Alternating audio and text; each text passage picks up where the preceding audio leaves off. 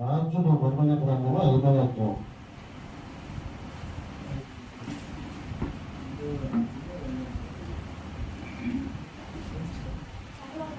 తర్వాత సిరియా రాజు సైన్యాధిపతి అయిన నయమాను కనుగొని ఉండేను. అతని చేత యెహోవాయే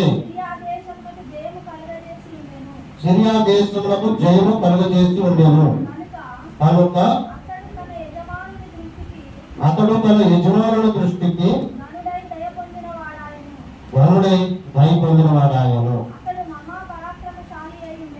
అతడు మహా పరాక్రమశాలి అయి ఉండేను. కానీ అతడు కుష్ఠరోగి. సిరియనులు గుంపులుగా బయలుదేరి ఇశ్రాయేలు దేశం వరకు పోయి ఉండేది. వారచ్చటి నుండి ఒక చిన్నదాన్ని చెరగని తేగా అది నయమాను భార్యకు పరిచారం చేయకుండాను. అది సొలొమోనులోనున్న ప్రవక్త దగ్గర నా ఏలినవాడు ఉండవాలని నేనెంతో కోరుతున్నాను. అతడు నా ఏలిన వానికి కలిగిన కుష్ఠరోగమును బాగు చేయమని తన యజమాని వారితో అనను. చాలు చాలు చాలు. దేవుని స్తోత్రం కలుగును గాక. ఇక్కడ ఈ 5వ అధ్యాయంలో మొట్టమొదటిగా ఇక్కడ క్యారెక్టర్లు ఏముంటాయంటే ఇజ్రాయెల్ దేశం ఉంటుంది, సిరియా దేశం ఉంటుంది. ఇజ్రాయెల్ రాజు ఉంటాడు. మరి ఇజ్రాయెల్ దేశంలో ఒక ప్రవక్త ఉంటాడు, ఆయన పేరు ఎలీషా. ఇజ్రాయెల్ చిన్నది ఉంటుంది. ఆవిడ ఎక్కడ ఉంటుంది? ఇజ్రాయెల్ చిన్నది నయమాను ఇంట్లో పని మనిషిగా ఉంటారు. తర్వాత ఇంకేమున్నాయి క్యారెక్టర్లు?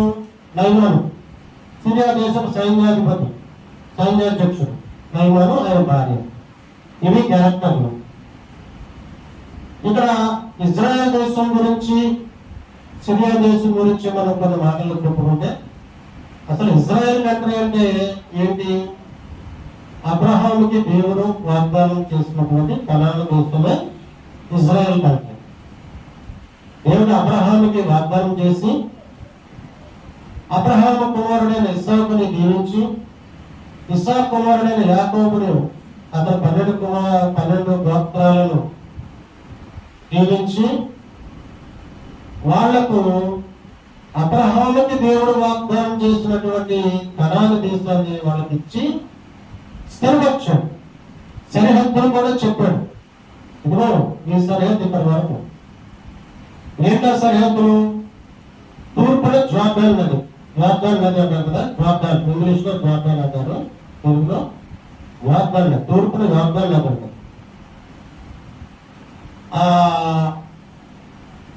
ఉత్తరాన లెబనోన్ ఉంటుంది. తూర్పున యోర్దాను, ఉత్తరాన లెబనోన్. మధ్యలో ఈశాన్య భాగం ఉంటారు. ఆ ఈశాన్య భాగంలో సిరియా దేశం. అవి తర్వాత ఆ మధ్యధరా సముద్రం, దక్షిణంగా మధ్యధరా సముద్రం ఉంటుంది. ఆ పడమర అంటే నైరుతి దిశలో ఈజిప్ట్ దేశాలు ఉంటాయి. మీకు అర్థమైనప్పుడు తర్వాత దాని వెస్ట్ బ్యాంకు, పాలస్తీనా సరిహద్దులు కూడా ఉంటాయి. ఇజ్రాయెల్ కంట్రీ సరిహద్దు. వీటి మధ్యలో ఇజ్రాయెల్ కంట్రీ ఉంది. దేవుడు అబ్రహాముకి వాగ్దానం చేసినటువంటి ఇజ్రాయెల్ కంట్రీని ఆనాటి నుంచి ఈనాటి వరకు కూడా దేవుడు కాపాడుకుంటున్నాడు. దేవుడు వాళ్ళ పక్షంగా మాట్లాడుతున్నాడు, వాళ్ళ పక్షంగా యుద్ధం చేస్తున్నాడు. వాళ్ళ దేశం మీదకి ఎవరైనా ఓడిపోతారు. ఎందుకంటే దేవుడే వాళ్ళ పక్షాన్ని ఉన్నాడు కాబట్టి వాళ్ళ దేశం మీదకి ఎవరైనా ఓడిపోతారు. ఓడిపోతూనే వచ్చారు. ఇప్పటికి దగ్గర 65 సార్లు యుద్ధం జరిగిందట ఇజ్రాయెల్ కంట్రీలో. 60 సార్లు కూడా వాళ్ళు గెలిచారు ఇజ్రాయెల్. ఇక్కడ గొప్పతనం ఏంటి? ఇజ్రాయెల్ దేశము అతి చిన్న దేశం. కేవలం 1,000,000 మంది, దాదాపు 1,000,000 మంది ఉంటారు వాళ్ళు అంతే. అంటే హైదరాబాద్ మహానగరంలో 1,000,000 మంది ఉంటారు. ఒక భారతదేశంలో తెలంగాణ రాష్ట్రంలో హైదరాబాద్ అంత ఇజ్రాయెల్ కంటే అంటే అంత చిన్న దేశం వస్తారు. మరి ఎందుకు వాళ్ళు గెలుస్తున్నారంటే కేవలం దేవుడు వాళ్ళ పక్షాన్ని ఉన్నాడు కాబట్టి. వాళ్ళకి అద్భుతమైన టెక్నాలజీ ఉంది, అద్భుతమైనటువంటి ఆస్తి దేవుడు వాళ్ళకి ఇచ్చాడు. వాళ్ళు యూదులు, వాళ్ళ తెలివైన వారు. ప్రపంచంలో కనిపెట్టబడిన వస్తువులు అన్ని కూడా 90% యూదులే కనిపెట్టారు. ఈరోజు మనం వాడుకునే ఫేస్బుక్ కానివ్వండి, వాట్సాప్ కానివ్వండి, హెలికాప్టర్ కానివ్వండి, ట్రైన్స్, రైట్ బ్రదర్స్ హెలికాప్టర్ కనిపెట్టారు. అట్లాగా ప్రాముఖ్యమైనటువంటి ప్రజలు వినియోగించుకునే వస్తువులన్నీ కూడా యూదులు కనిపెట్టారు. దేని స్తోత్రం కలుగుతారు. ఈ విషయం ప్రపంచంలోని ప్రజలందరూ తెలుసుకుంటే ప్రజలు ఎప్పుడైనా మారిపోతారు, ఎప్పుడైనా మారిపోతారు. యూదులు కనిపెట్టిన వస్తువులను ఈరోజు మనం వినియోగించుకునే స్వతంగా జీవిస్తున్నాము. అది ఇజ్రాయెల్ కంట్రీ గొప్పతనం. ఇలా చెప్పాలంటే చాలా విషయాలు ఉన్నాయి ఇజ్రాయెల్ కంట్రీ గురించి. వాళ్ళు ఏ దేశం జోలికి వాళ్ళు వెళ్ళరు. సాధారణంగా వాళ్ళ దేశం జోలికి వెళ్తే వాళ్ళు ఊరుకోరు. అది యూదుల్ని ఎవరైతే కాపాడుతారో, ఇజ్రాయెల్ దేశాన్ని ఎవరైతే ప్రేమిస్తారో వాళ్ళని దేవుడు కాపాడుతాడు. ఇప్పుడు మన భారతదేశము దేశస్తులు చేసిన ఒక మంచి పని ఏంటంటే యూదులకి ఆశ్రయం ఇచ్చాం. ఆ రోజు చెదిరిపోయారు, ప్రపంచమంతా యూదులు చెదిరిపోయారు. దేవుడే చెదరగొట్టేసాడు. ఎందుకంటే వాళ్ళ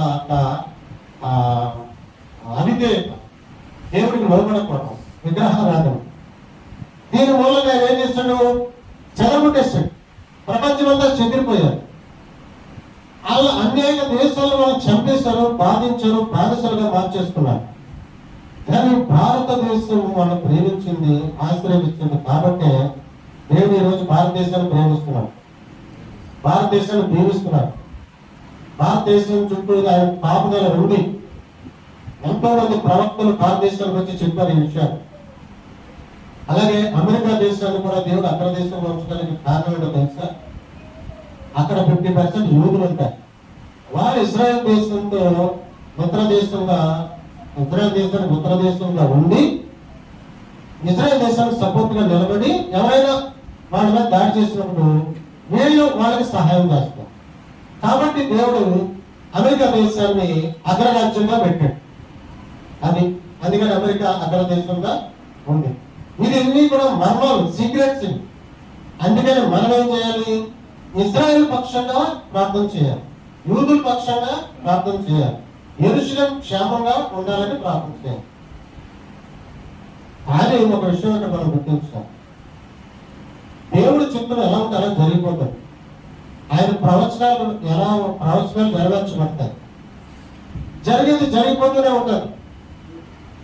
కాకపోతే మనం ప్రార్థన మాత్రమే చేస్తాం. అది ఇజ్రాయెల్ పక్షంగా ప్రార్థన చేస్తే దేవుడికి ఇష్టమైన ప్రార్థన. దేవుని బిడ్డలు బాగుండాలని ప్రార్థన చేస్తే అది దేవుడికి ఇష్టమైన ప్రార్థన. ఎదుటి వాళ్ళు బాగుండాలని ప్రార్థన చేస్తే అది దేవుడికి ఇష్టమైన ప్రార్థన. అందుకని మనం దేవుడికి ఇష్టమైన ప్రార్థన చేసే వాళ్ళు ఉండాలి. వెలుగుపడి వారి కోసం కానివ్వండి, సంఘం కోసం కానివ్వండి, సమాజం కోసం కానివ్వండి, ఇజ్రాయెల్ దేశం కోసం కానివ్వండి, భారతదేశం కోసం కానివ్వండి, మనం ప్రార్థన చేసినప్పుడు దేవుడు మీ ప్రార్థన ఆలకిస్తాడు, సంతోషిస్తాడు. అందుకనే ఇక్కడ ఇజ్రాయెల్ కంట్రీ, సిరియా కంట్రీ, ఈ 2 దేశాల గురించి మనం చెప్పుకుంటే, ఇజ్రాయెల్ కంట్రీ భక్తి ఏంటి? వాళ్ళు యూదులు, వాళ్ళు ధర్మశాస్త్రం పాటిస్తారు, వాళ్ళు యెహోవా దేవుడిని ఆరాధిస్తారు. సిరియా దేశం ఏంటి? వాళ్ళు అన్యులు, బహుదేవతారాధకులు, విగ్రహారాధన చేస్తారు. సిరియా దేశం బైబిల్లో వ్రాయబడి ఉంది, ఇజ్రాయెల్ కంట్రీ బైబిల్లో వ్రాయబడి ఉంది. సిరియా దేశం ఉంది, ఇజ్రాయెల్ కంట్రీ కూడా ఉంది. బైబిల్లో ఏ పేరుతో వ్రాయబడ్డాయో అయ్యే పేరుతో పిలువబడతాయి. అంటే ఇది నిజమో అని నమ్మడానికి ఇది ఒక ఉదాహరణ. అయితే ఏం జరిగింది? ఈ సిరియన్లు గుంపులుగా వెళ్ళిపోయి ఇజ్రాయెల్ దేశంలో దాడి చేసి యుద్ధాలు చేస్తున్నారు. అలా యుద్ధాలు చేసి ఒక చిన్నదాన్ని తీసుకెళ్ళిపోయి వాళ్ళ పని మనిషి కింద పెట్టుకున్నాడు నైమాన్.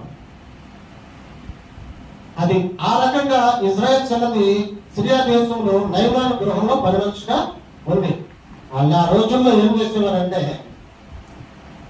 ఇజ్రాయెల్ కంట్రీ మీద దాడి చేసుకుని దేవుడే వాళ్ళకి అప్పగించాడు. ఎందుకు అప్పగించాడంటే వీళ్ళ అనుభూతిని బట్టి. దేవుడు అప్పగించకపోతే ఏ దేశం కూడా ఏమి చేయలేదు. దేవుడు అప్పగించాడు కాబట్టి వాళ్ళు రాగలిగారు. అందుకే గుర్తుపెట్టుకోండి, దేవుడు అనుమతి లేకుండా మనకు ఒక రోగం కానీ, ఒక దురాత్మ కానీ, ఒక దుష్టశక్తి కానీ రాదు. ఎప్పుడు వస్తాయి? దేవుడు అనుమతిస్తే వస్తాయి. దేవుడు ఎప్పుడు అనుమతిస్తాడు? నీ బలహీనతను బట్టి దేవుడు అనుమతిస్తాడు. మన బలహీనత, మనలో భక్తి లేకపోవటం, మనలో ప్రార్థన లేకపోవటం, మనలో మరి చర్చకు దూరంగా ఉండటం, ఇవన్నిటి కారణం ఏమవుతుందంటే ఇక సాతానికి చోటు దొరుకుతుంది. అవేమవుతుంది? అనారోగ్యం వస్తుంది, దురాత్మలు వస్తాయి, అవి డిస్టర్బ్ చేస్తాయి. అక్కడి నుంచి ఏమవుతుంది? సమాధానం లేకుండా అయిపోతుంది. గృహంలో సమాధానం లేకుండా అయిపోతుంది. భార్య భర్తల మధ్య గొడవ, పిల్లల మధ్య గొడవ, ఇక రకరకాల సమస్యలు వస్తాయి. ఇదేంటి అని అనుకుంటారు. ఈ లోపుగా అనారోగ్యం వస్తుంది, ఆసుపత్రి పోయిన డబ్బులు ఖర్చు పెడతాం, ఏదైనా ఒక ప్రమాదం జరుగుతుంది, దాని డబ్బులు ఖర్చు అయిపోతాం. ఇలాగా నష్టం జరుగుతూ ఉంటుంది అన్నమాట. మనకి ఎప్పుడు నష్టం జరగకుండా ఉంటుందంటే కరెక్ట్ గా మనం భక్తి చేస్తున్నాం, కరెక్ట్ గా ప్రార్థన చేస్తున్నాం, కరెక్ట్ గా దేవుళ్ళు ఉన్నప్పుడు, దేవుడికి ఫస్ట్ ప్లేస్ ఇచ్చినప్పుడు మనకి దేవుడు అప్పుడు మనకి అన్ని కరెక్ట్ గా ఉంటాయి, నష్టం జరగదు. అప్పుడు మన ప్రార్థన ఆలోచిస్తాడు. మనకి అప్పుడు మనకి ఎప్పుడైతే ఆ ఎక్కువ ఉండవు, మనకి కలిగి ఉన్న దాన్ని అంతటికీ కూడా ఆయన కాపుదలు పెట్టి నువ్వు నష్టపోకుండా చూస్తాడు. నీ యోగాల ప్రాంతం ఏమంటాడు? నీ పంట పురుగులను నాశనం చేసి, నీ పంటను నాశనం చేసే పురుగులను నేను చంపేస్తాను అంటాడు దేవుడు. ఏంటో పంట పురుగులు అంటే శత్రువులు. ఆ శత్రువుల్ని జోలికి రాకుండా చేస్తాడు దేవుడు. అది అందుకనే మనం చాలా భక్తి కలిగి ఉండాలి. ఇక్కడ ఈ సిరియా దేశపు సైన్యాధిపతి అయినటువంటి నైమాను గారు ఒక కుష్ఠరోగి. ఇప్పుడు మనం చూడండి, ఈరోజు టీవీల్లో ఎవరిని చూపిస్తారు? టీవీలో ఒక ప్రధానమంత్రిలో, ఒక ముఖ్యమంత్రిలో, ఎమ్మెల్యేలను, ఎంపీలను చూపిస్తారు. అంటే ఒక ప్రాముఖ్యమైన వ్యక్తులు, అతను డబ్బున్న వ్యక్తులు, అంటే రాజకీయ పలుకుబడున్న వ్యక్తులు. ఆ రోజుల్లో టీవీ లేవు. ఒకవేళ ఆ రోజుల్లో టీవీ ఉంటే ఆయన టీవీలో కనపడతాడు అనమాట. ఆయన అంటే ఒక సిరియా దేశానికి సైన్యాధిపతి, అంటే రాజు పక్కనే ఉంటాడు. ఆయన రాజు దగ్గరే ఉంటాడు. అయితే ఈయన ఏ దేశంలో దండెందులో విజయం గెలుస్తున్నాడు. కారణం ఏంటంటే యెహోవా దేవుడు ఆయన తోడుగా ఉన్నాడు. ఆయన ఏమనుకుంటున్నాడు? మా దేశంలో ఉన్న దగ్గర దేవతలే నన్ను కాపాడుతున్నాయి అంటే వాళ్ళు భక్తి ఏం చేస్తారు? దేవుడు తోడుగా ఉన్నప్పటికీ కూడా వాళ్ళు భక్తి ఏం చేస్తున్నారు? దేవతలను ఆరాధిస్తున్నారు. ఆ దేవతలే కాపాడితే నమ్మకం కలిగి ఉన్నారు. కానీ బైబిల్లో రాయబడిన వాక్యం ప్రకారము యెహోవా దేవుడు ఆయన కాపాడుతున్నాడు, యెహోవా దేవుడు ఆయన తోడుగా ఉన్నాడు. మనకి తెలియకుండానే దేవుడు మనకు తోడుగా ఉంటాడు. చాలా మంది చూడండి, వాళ్ళకి తెలియక దేవుడిలోకి రాకుండా ఏదో పూజలు పురస్కారం చేస్తూ ఉంటాం. కానీ వాళ్ళని కూడా దేవుడు కాపాడుతాడు. ఆ కాపాడే దేవుడు ఎవరంటే నిజమైన దేవుడు వేసుకోవాలి. వీళ్ళు చేసే పూజల వల్ల వీళ్ళు ఏమనుకుంటారంటే, నేను నిన్న గుడికెళ్ళి కొబ్బరికాయ కొట్టాను, దేవతలను కాపాడింది, ఆ ఒక ప్రమాదం తప్పించేసింది, ఈ ప్రమాదాన్ని తప్పించేసి మా దేవత ఎంత గొప్పదో అని ఏళ్ళు అనుకుంటారు. కానీ కాపాడేది దేవతలు ఇది కాదు, దేవుడు కాపాడుతాడు. ఎందుకంటే ఆయన అందరి వాడు, ఆయన అందరికీ దేవుడు, ప్రజలందరినీ కాపాడుతాడు. ఆయన అందరి ప్రార్థనలు ఆలకిస్తాడు, అందరికీ సహాయం చేస్తాడు. అయితే ఈయన ఎలా అనుకుంటున్నాడు? సరే ఇంటికి వస్తున్నాడు, ఆయన ఒక సైన్యాధిపతి, ఎంత గౌరవం, బయట జయ జయ జ్వాలాలు. ఇంటికి వస్తున్నాడు, ఆ సొక్క తీసి ఈ తండ్రి మీద కనిపిస్తే కుష్ఠరోగం, భార్యాభర్త ఇద్దరు గొళ్ళుగా ఏడుస్తారు. అయితే ఇజ్రాయెల్ దేశం నుంచి తీసుకొచ్చినటువంటి ఈ చిన్నది ఇజ్రాయెల్ గంటలో ఒక ప్రవక్త ఉన్నాడన్న సంగతి తెలుసు కదా. ఆ ప్రవక్త దగ్గరికి వెళ్తే స్వస్థత కలుగుతుందన్న సంగతి ఈ చిన్నదానికి తెలుసు. కాబట్టి అప్పుడు ఈ చిన్నదన్నది మన అయ్యగారు ఇజ్రాయెల్ దేశంలో ఉన్న ప్రవక్త దగ్గరికి వెళ్తే బాగుండు, ఈయనకి స్వస్థత వస్తుంది, ఈయన కుష్ఠరోగం బాగుపడతాడు, కుష్ఠరోగం తగ్గిపోతుంది, బాగుంటాడు అమ్మగారు అని అమ్మగారికి చెప్పింది. చూస్తారా ఎంత తెలివైందో, ఎంత మంచిదో ఇజ్రాయెల్ చిన్నది. సాధారణంగా వీళ్ళు ఏం చేశారు, వీళ్ళ దేశానికి వీళ్ళ శత్రువులు, సిరియా దేశస్తులు ఇజ్రాయెల్ అంటే శత్రువులు. వీళ్ళు అక్కడ యుద్ధం చేసి చెరగా తీసుకొచ్చారు. మరి సుమారు చెప్తారా అని చస్తే దరిద్రం వెళ్ళిపోతారు. వాళ్ళకి వెళ్ళిపోతాం, వీడు చస్తే, వీడు కుష్ఠరోగంతో చస్తే శని దరిద్రం వెళ్ళిపోతుంది. ఎందుకంటే వీడు మా దేశంలోకి వచ్చాడు, మా వాళ్ళు చంపేశాడు, నన్ను చెరబెట్టుకుని తీసుకొచ్చాడు, నన్ను పాలసం చేశాడు ఇక్కడ అని అనుకున్నదా చిన్నది? అనుకోలేదు. అనుకోకుండా ఏం చేసింది? సుమారు చెప్పింది. ఈ విషయాన్ని భార్య ఏం చేసింది? నయమాన్ అధ్యక్షుడికి నయమాని చెప్పింది. ఆయన ఏం చేశాడు? సరే నేను రాజుకి చెప్తానన్నాడు. రాజుకి చెప్పాడు, అయ్యా ఇజ్రాయెల్ దేశంలో ఒక ప్రవక్త ఉన్నాడంట, ఆయన దగ్గరికి వెళ్తే వ్యాధులు నయమవుతారంట, మరి నేను అని చెప్తాను, అయితే నేను ఇజ్రాయెల్ వాళ్ళతో నేను మాట్లాడతానులే అని అన్నాడు. అన్నప్పుడు అప్పుడు అని చెప్పి ఈ సిరియా దేశపు రాజు ఇజ్రాయెల్ దేశ రాజుకి ఒక లెటర్ పంపించు. ఆ లెటర్ సారాంశం ఏంటి? నా దేశపు అధ్యక్షుడైన నయమాన్ని నేను దగ్గర పంపుతాను, అతను స్వస్థపరచు అని రాశాడు. నేనేం చేశాడు? ఆ లెటర్ చదువుకొని బట్టలు చింపేసుకొని స్వస్థపరచడానికి, బాగు చేయడానికి, బ్రతికించడానికి నేనేమన్నా దేవున్నా? చూసారా, నాతో గొడవ పెట్టుకోవడానికి, కై అని కాదవడానికి సిరియా దేశం రాజు ఎట్లాగా చూస్తున్నాడు అని అనుకున్నాడు.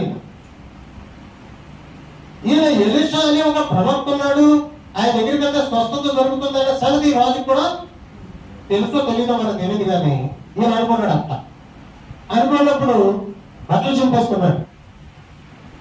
ఉన్నందుకే అప్పుడు ఈ విషయము ఎలీషా దగ్గరికి, ఎలీషా అనే ప్రవక్త తెలుసు. ఆయన గొప్ప ప్రయోజనం. ఆయన అవునంటే అవును, కాదంటే కాదు. స్వస్థత కలుగును కాదంటే కలిగిపోతుంది. ఆకాశం నుంచి అగ్ని దినోత్సవం కాదంటే దినోచ్చేస్తాం. మీరు ఈ నది ఎండిపోను కాదంటే ఎండిపోతుంది. అంత పవర్ఫుల్ దేవచరుడు ఎలీషా. ఆయన ఇబ్బందిగా బట్టలు చెప్పుకుంటావు, అతను నా దగ్గర పోమాట రాజు గౌరవంకి ఇబ్బందిగా బట్టలు చెప్పుకుంటావు, అతను నా దగ్గర బాబు అన్నాడు. ఈ విషయము అప్పుడు సిరియా దేశం రాజుకి వర్తమానం పంపిస్తుంది. అప్పుడు సిరియా దేశం రాజు నయమాన్ని ఇజ్రాయెల్ దేశంలో ఎలీషా ప్రాంతం దగ్గరికి పంపిస్తాడు. ఆయన తన పరివారంతోటి, రథములతోటి, ఆస్తితో, వెండి బంగారాలతోటి ఎలీషా దగ్గరికి వస్తాడు. ఎలీషా కొండ మీద ఉండి ప్రార్థన చేసుకుంటూ ఉంటాడు. అయ్యా సిరియా దేశపు సైన్యాధిపతి వచ్చాడు అని ఈయన తెలియపరుస్తాడు. సిరియా దేశపు సైన్యాధిపతి అంటే ఒక గొప్ప వ్యక్తి. అంటే ఇప్పుడు ప్రధానమంత్రి నరేంద్ర మోడీ వచ్చాడు అని అంటే నేను ఎలా రియాక్ట్ అవుతాను? మీరే చెప్పండి. నేను ఎలా రియాక్ట్ అవ్వాలి? నేను మైకు వేసి పరిగెత్తి వెళ్ళిపోవాలి, అవునా కదా? ఎందుకంటే ప్రధానమంత్రి కదా. ప్రధానమంత్రి కాదు, ఇప్పుడు ఎమ్మెల్యే ఉంటేనే పరిగెట్టిపోతున్నారు. మన వాళ్ళు ఎమ్మెల్యే ఉంటేనే పరిగెట్టిపోతున్నారు. అయితే ఎలీషా ప్రవక్త అన్నాడు, ఆయన వెళ్ళి ఆ యోగంలో 7 సార్లు మూలమని చెప్పు అన్నాడు. ఈయనేమనుకున్నాడు? నేను వచ్చానని తెలిసి ఎలీషా ప్రవక్త పరిగెత్తుకుని నా దగ్గరకు వస్తాడు, నా కోసం ప్రార్థన చేస్తాడు, నన్ను ముట్టి ప్రార్థన చేస్తాడు, నన్ను గౌరవిస్తాడు అని ఈయన అనుకున్నాడు. ఆయన అన్నాడు, ఇలా యోగంలో 7 సార్లు మూలమని చెప్పు ఆయన అన్నాడు. ఈయనకి కోపం వచ్చేసింది, నయమానికి కోపం వచ్చేసింది. నేను ఇంత పెద్ద మనిషిని, ప్రపంచ దేశాలు గడగడలాడిపోతున్నాయి, ఏ దేశం మీదకి వెళ్ళినా యుద్ధాన్ని జయిస్తున్నాను. నేను వస్తే ఇంత సింపుల్ గా ఇలా నదులు మూలం చెప్తాడా?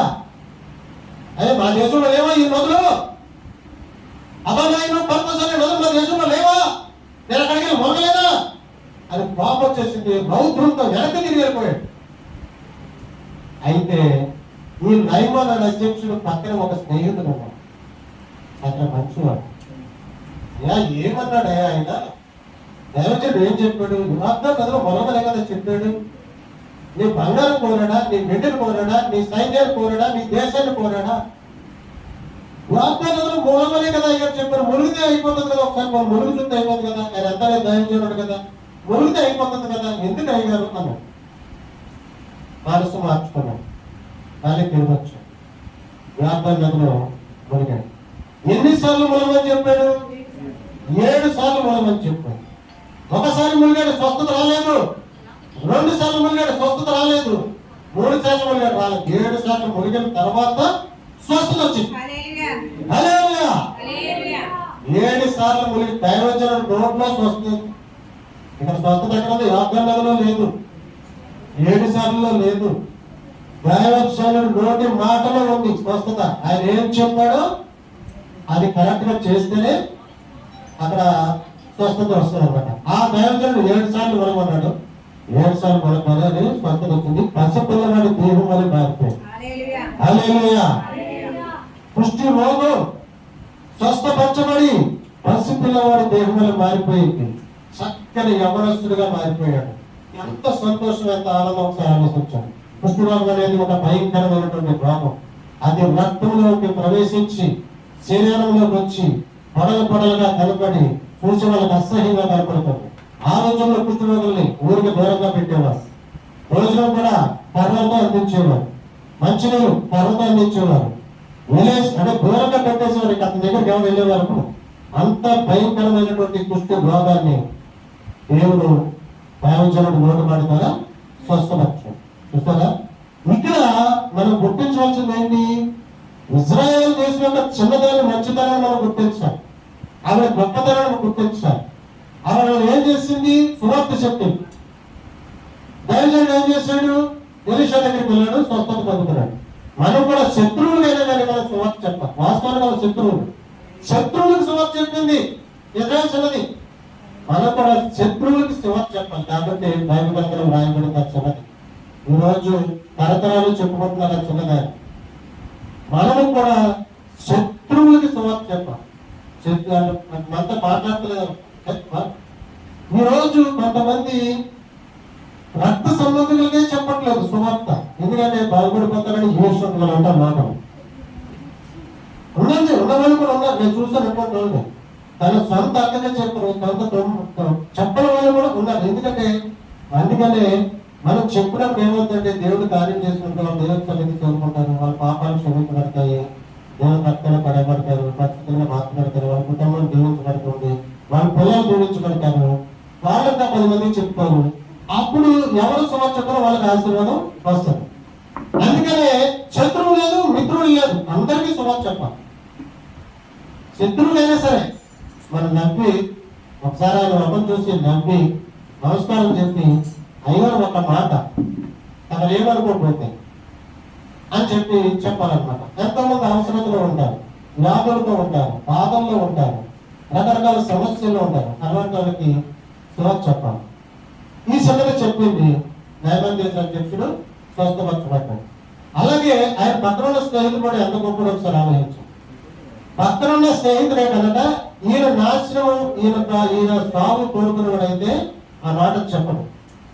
ఆయన మంచోడు కాబట్టి అయ్యగారు దైవజనుడు ఏమన్నాడు? అయ్యగారు వాగ్దాన నదులనే కదా మునగమన్నాడు, వెళ్దాం అయ్యగారు అన్నాడు.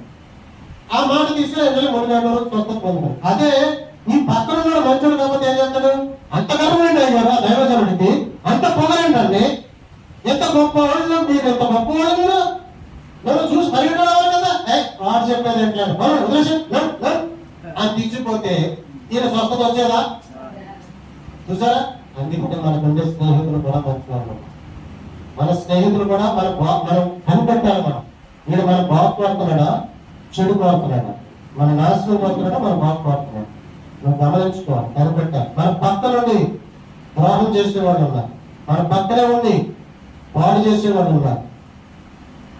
అప్పుడు మనం వీడి చూసి ఒక సలహా ఇస్తున్నప్పుడు మంచిగా చెప్పుతో గ్రహించుకోవాలి. ఒక మాట చెప్పినాడు, మంచిగా చెప్పాడా, చెడ్డగా చెప్పాడా, అందుకని వివేకము, జ్ఞానము ఉండాలి. ఆ వివేకం జ్ఞానం ఎక్కడి నుంచి వస్తే బైబిల్ గ్రంథంలోకి వస్తాం, దేవుడితో వస్తాం.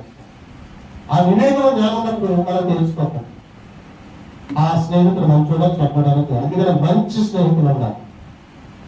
కాబట్టి ఆ రీతిగా దైవజనుడు నోటి మాట ద్వారా నయమాన్ అధ్యక్షుడు స్వస్థత పొందుకున్నాడు. ఆ తర్వాత వెండి బంగారాలు తీసుకొని అయ్యాను అన్నాడు. నా వద్దన్నాడు దైవజనుడు, తీసుకెళ్ళిపోవాలి. అంటే ఆయన ఒక పవర్ఫుల్ దైవజనుడు, దేవుడి మీద ఆధారపడే దైవజనుడు. దేవుడు ఇస్తాడు, నాకు దేవుడు ఇస్తాడు. నిజంగా పూర్తిగా లోకం నుంచి ప్రత్యేకించబడి దేవుడిలోనే ఉండి, దేవుడితో ఉండి, ప్రార్థన పూర్వకంగా ఉండి, రోజుకి 5-6 గంటలు ప్రార్థన చేయగలిగితే ఎవరు మనకి ఏం కావాలో దేవుడు ఇస్తాం. మనకి ఏం కావాలో అనుకునే చాలు, అది సమకూర్చబడతాం.